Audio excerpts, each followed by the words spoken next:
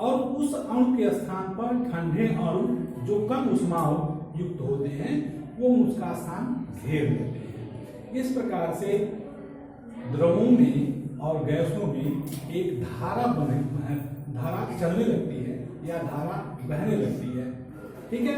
अर्थात जो एक बिंदु से दूसरे बिंदु तक ऊष्मा चलने लगती है। इस विधि को हमने क्या बोला था? संवहन बोला था। अब दूसरी विधि है चालन। चालन किसमें होती है? ये आप किसमें बताया गया था?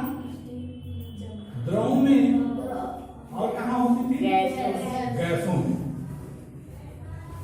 ठीक है। ये किसमें होगी? ठोस।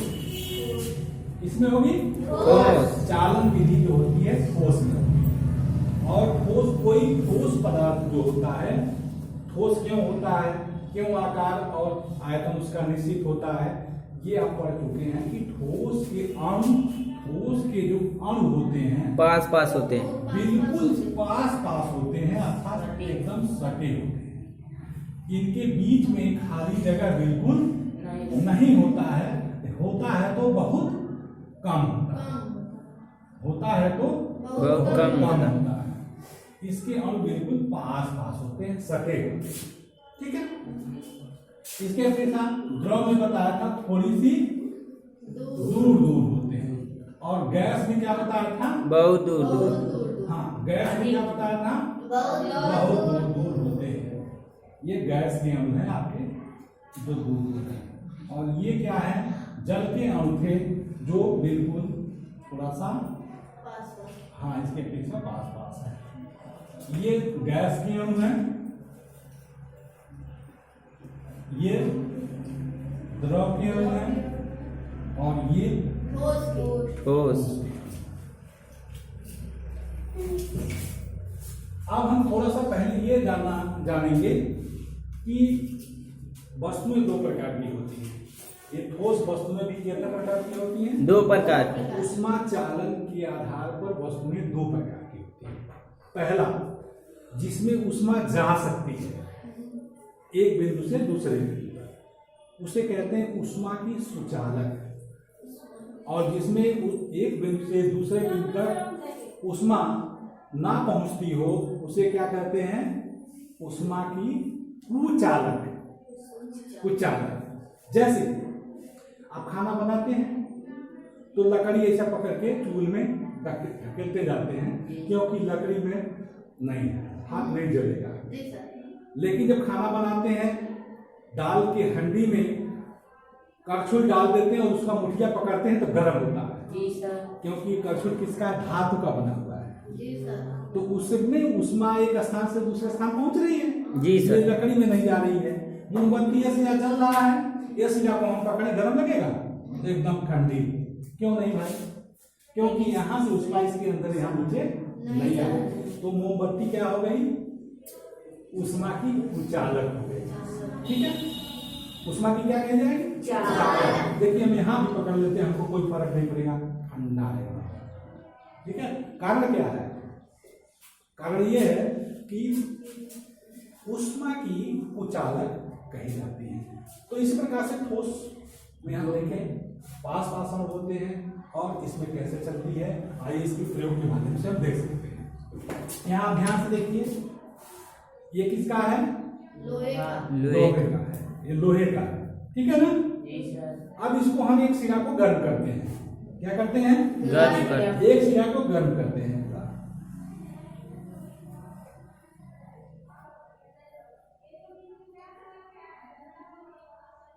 ठीक है।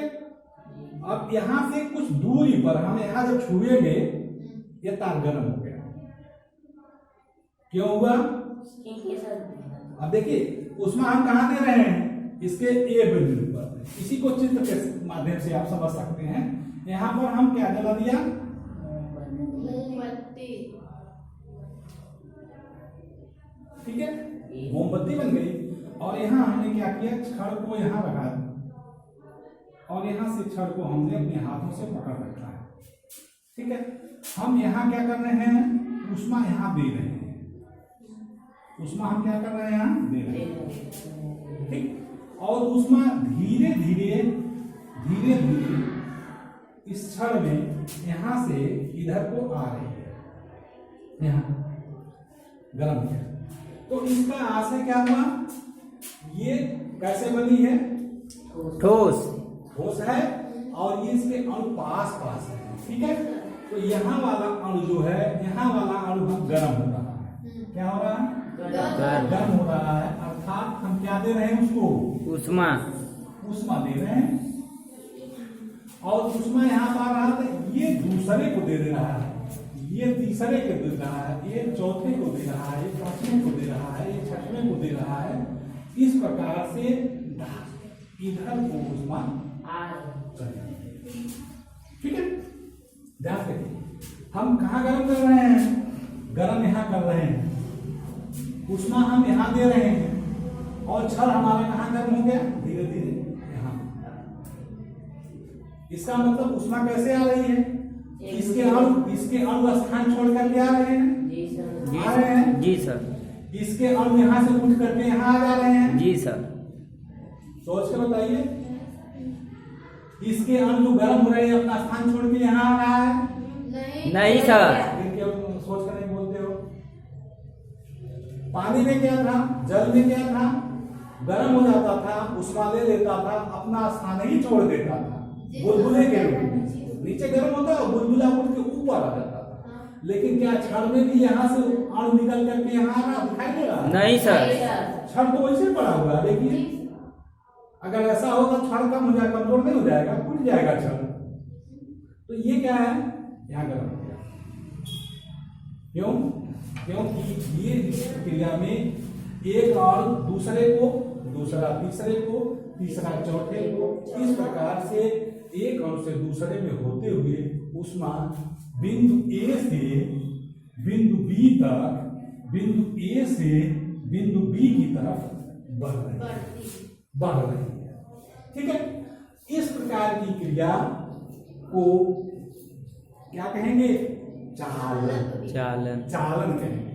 चल करके जा रही ऊष्मा, खुद जा रही है चल करके, एक से दूसरे में, दूसरे से तीसरे में, तीसरे से चौथे में चल के जा रही है। इसलिए इस विधि को क्या कहते हैं, चालन कहते हैं। और चालन विधि किसमें होता है, किसमें होता है, ठोस में, क्योंकि ठोस के अणु पास होते हैं, जगह नहीं छोड़ सकते, इसलिए एक से दूसरे से होते हुए बढ़ते जाते हैं। इसका उदाहरण आप घरों में देख सकते हैं। घरों में कुकर आपका होता है, कुकर होता है, इधर भी कुछ लगा होता है, इधर भी कुछ लगा होता है जी सर, ठीक है। और जब ढक्कन बंद करते हैं तो ढक्कन के यहाँ, ढक्कन की मुठिया पर भी यहाँ कुछ लगा होता है जी सर, ठीक है। देखिए ढक्कन, ये मुठिया पर काले रंग का क्या लगा रहता है, पकड़ने का। अगर वो टूट जाए और खाना बना रहे और कुकर को उतारना हो तो क्या होगा, हाथ जल जाएगा, क्या होगा, तो कपड़े से उतारेंगे। क्यों, क्योंकि हम जानते हैं ये धातु का बना हुआ है जी सर, ये धातु का बना हुआ है और धातुओं में ऊष्मा चल के जाती है, चालन विधि से आ रही है। इसीलिए यहाँ पर कुचालक लगा देते हैं। कुचालक मतलब जिसमें ऊष्मा न चलती हो, जैसे अपने हम बताया मोमबत्ती, लकड़ी। इसीलिए हम तवा बनाते हैं तो मुठिया किसका बनाते हैं, लकड़ी का। लकड़ी का मुठिया भाई देव टूट गया है और तवा उतारना तो पकड़ लिया गप से, तो क्या होगा, जल जाएगा। तो उसको हम कपड़ा पकड़ के उतारते हैं, क्योंकि हम जानते हैं लोहा है और लोहे में ऊष्मा आई होगी, एक बार जले तो बार बार सतर्क रहेंगे, ठीक है। इस तरह से कुकर के मुठिया में इधर भी लगा रहता है, ऐसे पकड़ के उठा देंगे, दोनों तरफ रहता है। इस तरह से यहाँ भी अगर टूट गया है तो जल जाएगा, क्योंकि उसमें ऊष्मा जा रही है। और ये जो लगा हुआ है ये बैकलाइट का होता है। बैकलाइट एक प्रकार की प्लास्टिक ही होती है, ठीक है, जो ऊष्मा की कुचालक होती है। और कुचालक होने के नाते हमारा हाथ नहीं जलता है, बच जाता है। तो इसका उपयोग बर्तन में किया जाता है। आप घरों में प्रेस करते हैं, कपड़ा प्रेस करते हैं, ठीक है।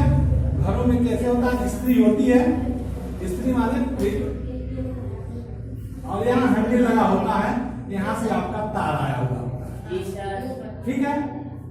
नीचे एक ऐसा होता है, छुएंगे तो हाथ जल जाएगा, लेकिन ये वाला घुमाते रहते।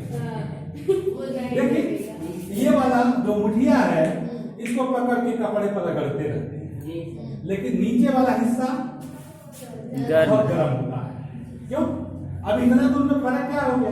ऊपर उष्मा का कुचालक लगा हुआ है और नीचे उष्मा का सुचालक लगा हुआ है। इसमें उष्मा तुरंत जैसे बिजली आती है वो इसको गर्म कर देती है विद्युत ऊर्जा से, और विद्युत ऊर्जा किसमें बदल जाती है? उष्मा ऊर्जा। उष्मा ऊर्जा। और नीचे वाला प्लेट धातु का बना होता है और वो गर्म हो जाती है, गर्म कपड़े को प्रेस कर देती है, और ऊपर वाला क्या मुठिया लगा होता है प्लास्टिक का, और वो हमारा उष्मा का क्या होता है? कुचालक। कुचालक जिसमें उसमें उष्मा नहीं जाती और हमारा हाथ जल्दी से बच जाता, हमारा काम हो जाता। तो इसका उपयोग उष्मा एक स्थान से दूसरे स्थान ठोस में कैसे चलती है? कैसे चलती है? ठोस में चालन विधि से चलती है, चल के जाती है, एक अणु से दूसरे अणु में चल के जाती है। यही कारण है कि हम बहुत सारे उपयोग में इसका, बहुत सारे वस्तुओं में इसका उपयोग हम करते हैं, बहुत सारी क्रियाविधि में करते रहते हैं। अगर ऐसा ना हो तो उष्मा एक स्थान से दूसरे स्थान कोषों में नहीं पहुंच सकती है, क्योंकि उसके अणु अपना स्थान नहीं छोड़ते हैं। इस प्रकार से आपने देखा कि ठोस में किस प्रकार से उष्मा का स्थानांतरण, उष्मा का एक स्थान से दूसरे स्थान गमन होता है, आपने देखा। अगले बार में विकिरण को बताया जाएगा।